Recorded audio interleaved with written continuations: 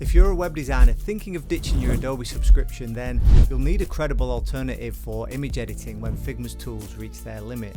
In this video, I'm going to give you a crash course in Affinity Photo 2, which is a Photoshop competitor, by showing you how to edit this image so that it's ready for a website hero section. If you want to follow along, just download the free stock photo, which is linked in the description of this video.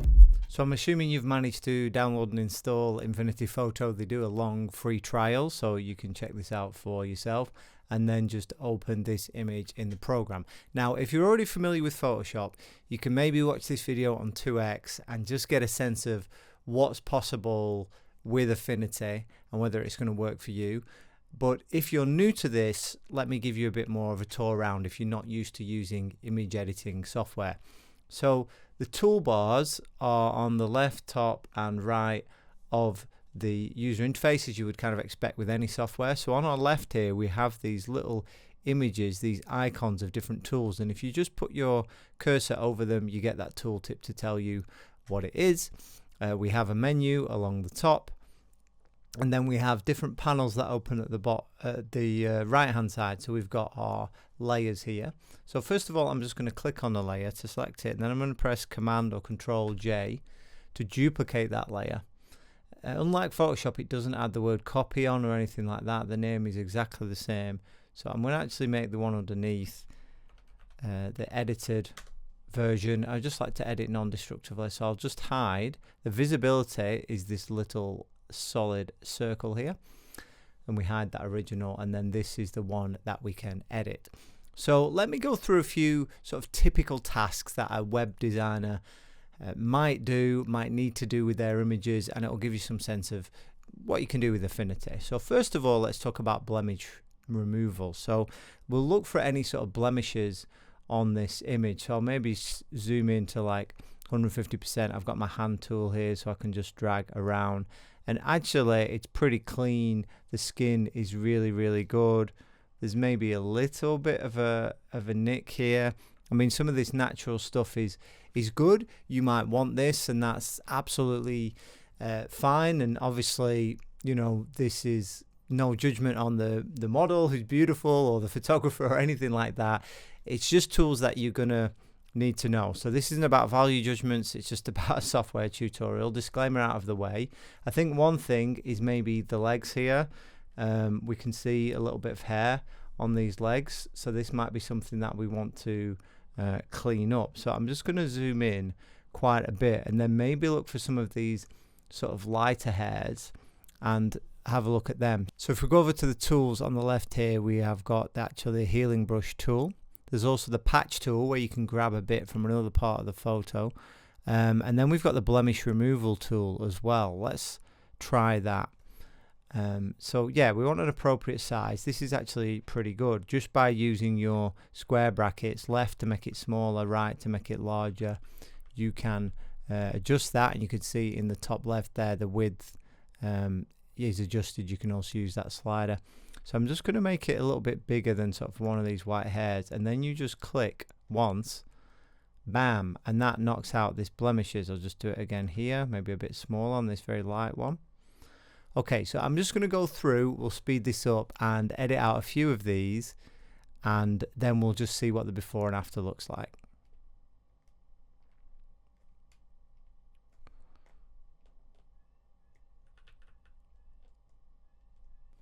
Okay, so if we just zoom out a little bit to this leg section, and then we show before, after. So you have to maybe turn the brightness up on your screen. If you're watching this on a phone, it's not going to look great, but on my big monitor I can see before and after. That definitely is cleaned up. And then if we go out and look at the whole image, even from this distance, before, after. Just looking at that leg, before, after. It's just not catching the light there in that section. It's taking our attention off it. So that's an improvement. Number two, we're going to look at adjusting this shirt color. So this kind of magenta color that we've got in the braids is a color that we want to bring out. It's in our client's brand color, which is why they were drawn to this image. But then we want to make the rest of it a little bit more monochromatic. So this blue here, we want to dial that down. So let's have a go at that. So what we're going to do is we're going to use a tool called Selective Color. So we're going to go to Layer, and then we're going to go New Adjustment Layer, Selective Color. And within this color drop down menu here, we're going to choose the close colors to this shirt. So we've got cyans, it's kind of a bluey cyan shirt. So what we can do with this cyan slider is just drop that down, and you can see the sort of cyan leaving that shirt. Now thankfully there's not too much in the skin or anything like that, so it's not really making that look very different. We can also pump up the yellow a little bit, and it makes it more black. Without that, it's still bluey, but that's the opposite of blue, is yellow. So we can push that up a bit, and then it's a little bit more of a tone. Even mess with the black slightly. That looks good to me. I'm going to close this menu. Again, if we toggle this off, this is before, after. And just look this time, if we go to before, just keep your eye on the skin tone. After. Doesn't really change that much, which is good. So we're just kind of really adjusting the shirt there. So we've already done two things. Next, let's have a look at removing this image from the background so we can separate different layers. Now, obviously there's tools to do things like this, you know, just by uploading an image to a website and it'll just remove the background, or even plugins for Figma.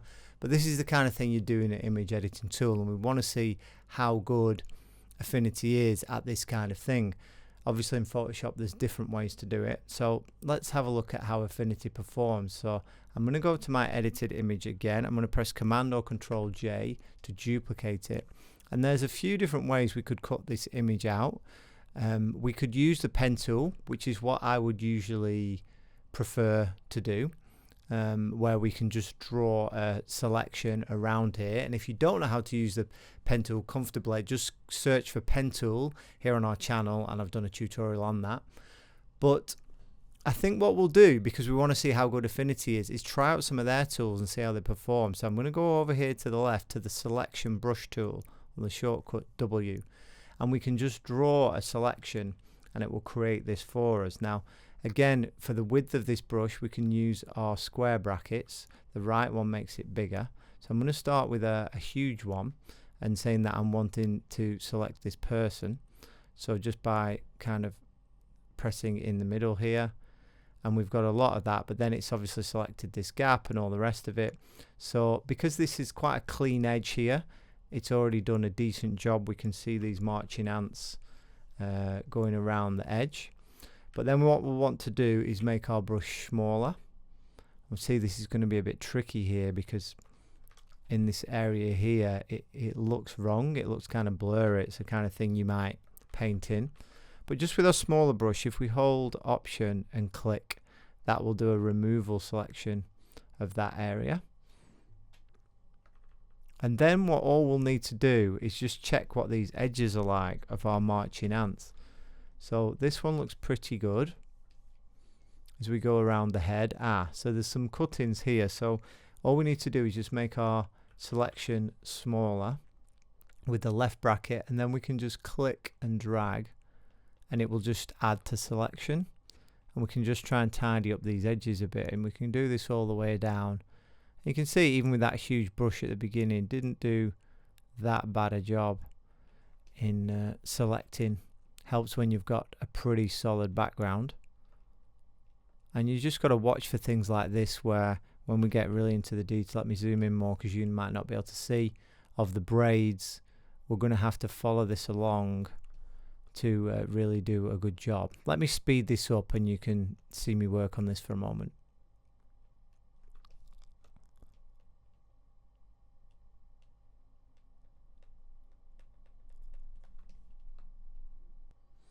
Okay, so I think I would use the pen tool for something like this, because some of these edges are a little bit jagged when we really get into them, and I'd probably want a smoother sort of line. That said, it gives you a sense of how good Affinity is, and it really depends on the image which selection tool you use. I made again a whole video on how you remove backgrounds and lots of different methods, so you can choose the best one for the job. So you just search for removing backgrounds on the channel. But now we've got a selection, the marching ants around the edge, and the layer selected that you want. You just click on this circle within a rectangle, that's the mask button, and that creates them. So that is now masked. Now we can't tell that it is because there's another version of this underneath. So if we hide the one underneath, we can now see, and I'll press Command or Control D to deselect, that we have got a cutout image. Fantastic. Okay, I want to think about the background that's going to be underneath this image. So we had this original background, which I think is photo paper, but there are some issues with it. I don't know if you can see in the top left here, there is some like green marks and these kind of dirty pixels here. So we definitely don't want that. And there's quite a few of them actually. They go around this section here. There's banding in the corners there. It goes to kind of a very browny color in that top right corner. So we definitely don't want that kind of thing. So I think let's just draw in a nice clean gradient background that looks like photo paper, that can replace this image. So there's a few ways to do this, but I'm just going to make a new layer by clicking on this icon in the bottom right that says add pixel layer. And then I'm going to fill this with black. So I'm just going to press D to make sure I'm on my default colors here, which we can see on the bottom left of our toolbar. And then I'm going to press Command Backspace, which just fills with the back color. And now we've got a black background, and that gives us a sense again of our selection. So that's sometimes where you might go in now and refine this selection and say, I'm not quite happy with this mask. There's a few ways to do it. There's some refine tools here. We may just whoops, I've just moved that mask. Let me just undo that. We may even just go in like with a brush and begin to sort of draw on the mask. So maybe if we like turn down the hardness a bit, make this brush a bit smaller, and we can just sort of draw here a bit of an edge. Kind of doing this quite roughly, so depending on what's underneath, that might not have been done properly. You'd want to sort of take your time with that, but let's carry on with our plan, which is our gradient. So I'm going to click on FX, and then I'm going to click on color overlay just to show you that masking and how that sort of looks there. And then what we're actually trying to do is add a gradient. So let's go back to gradient overlay. Okay, so we've now got a gradient from black to white. This is a linear type gradient in a line. And click on this drop down, we're going to change it to radial, which means it's like emerging from a point. So let's click on this. Actually, we'll want it to go from lighter to darker. So let's just quickly simulate that by making a darker grey and then making the left one white. And so already it's kind of doing that sort of photo paper type look. What I'm going to want is this gradient to sort of emanate from a bit lower down like it does in the original photo, so that you can see we can move this across the x-axis left to right. Let's put that back to 0. Or we can move it in the y-axis up and down. So we want to move it down a bit so that the brighter part is sort of here. So let's say 20%. And then with these colors, I think it might be cool to actually go back to our original and sort of sample these colors that we've got in here. So I've got this color picker tool here, and I'm just going to pick this color. I'm going to double click on that to bring this menu up. I'm going to double click there and copy the hex reference.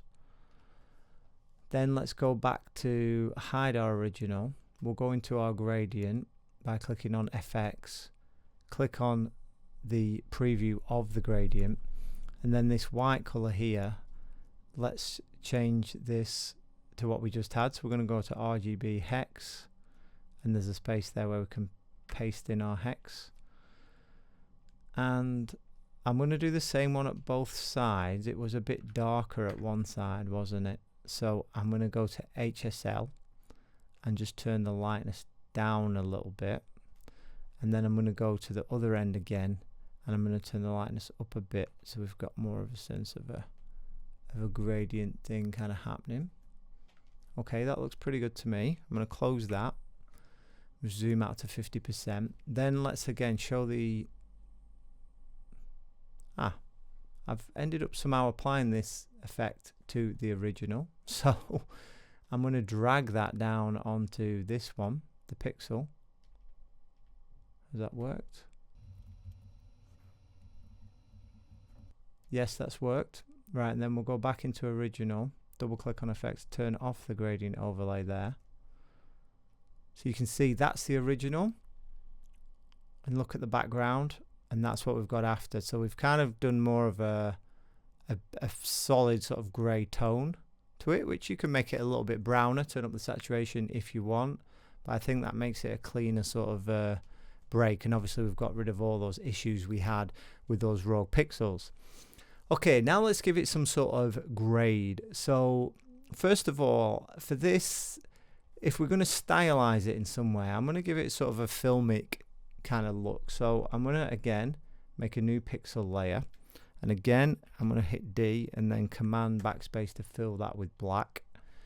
Then I'm going to add some noise, filters, noise, add noise, and I'm going to turn that all the way up. Yep, 100% Gaussian, monochromatic.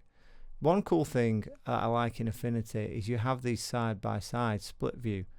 So you can click on this when you're adding some sort of adjustment or filter, and you can see the before and after, or it'll do you both full width images. So that's quite a cool little feature. I'm going to apply that there, and then I'm going to change the blend mode here to screen. And you see we have got a bit less contrast now, and we've got this noise in there. So if we just hide that and then show that again. So again, this kind of thing, it's not about better or worse. This is more now about particular styles, aesthetic choices.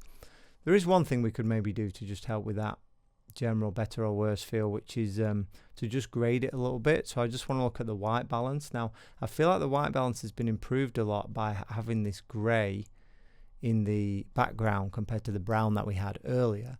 But let's just do a bit more. So I'm going to do another adjustment layer. So layer, new adjustment layer, white balance.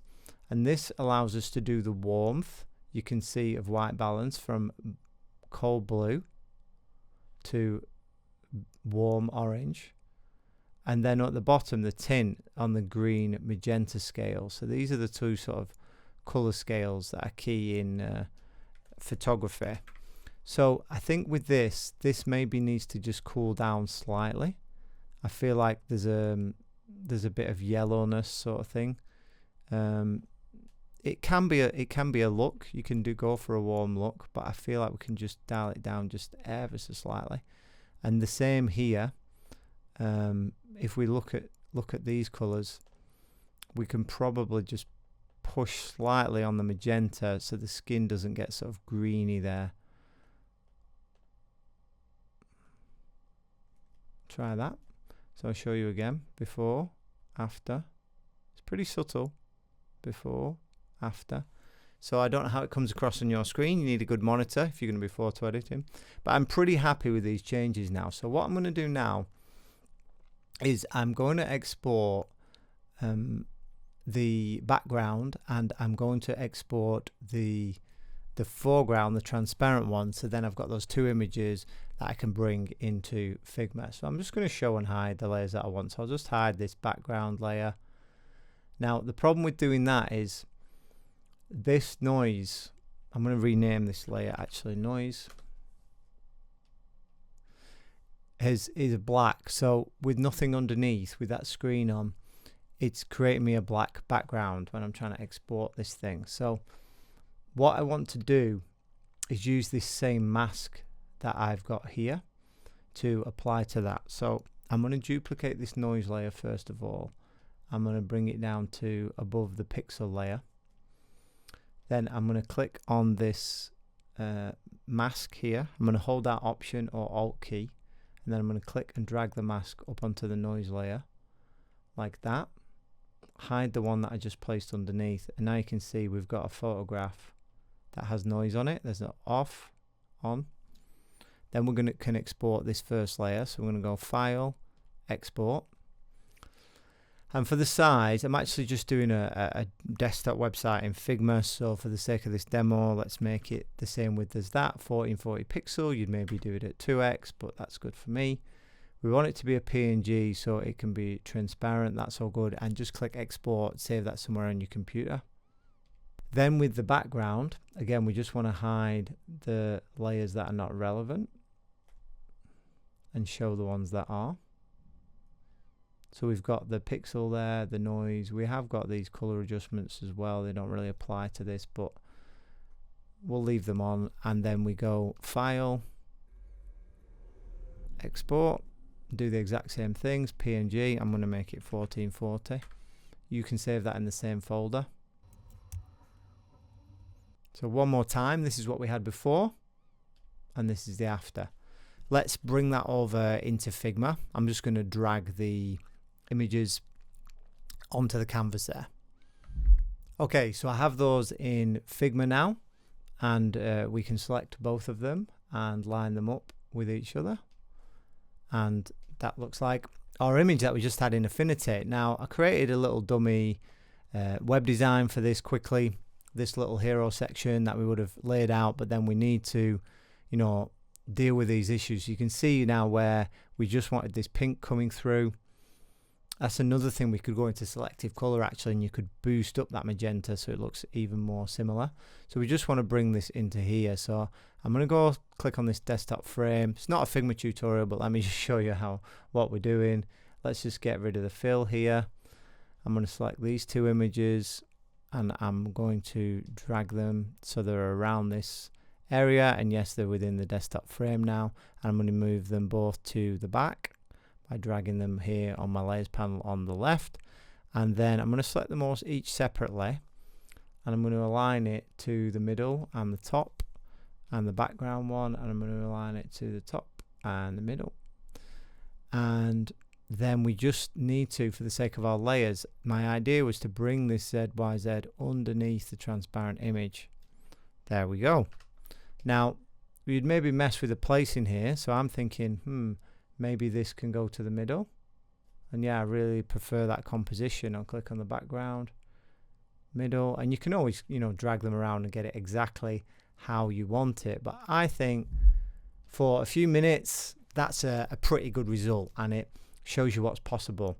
So let us know if this is something you want to try out. You think it's time for you to ditch Photoshop, and I know a lot of the things we talked about today are possible with Figma plugins. The maybe 5 different techniques that we looked at, but some of them just stretch beyond it, and as you go into the real detail of photo editing, you do need something that is sort of dedicated to that purpose. So have a go for yourself, let us know what you think, and until next time, happy designing.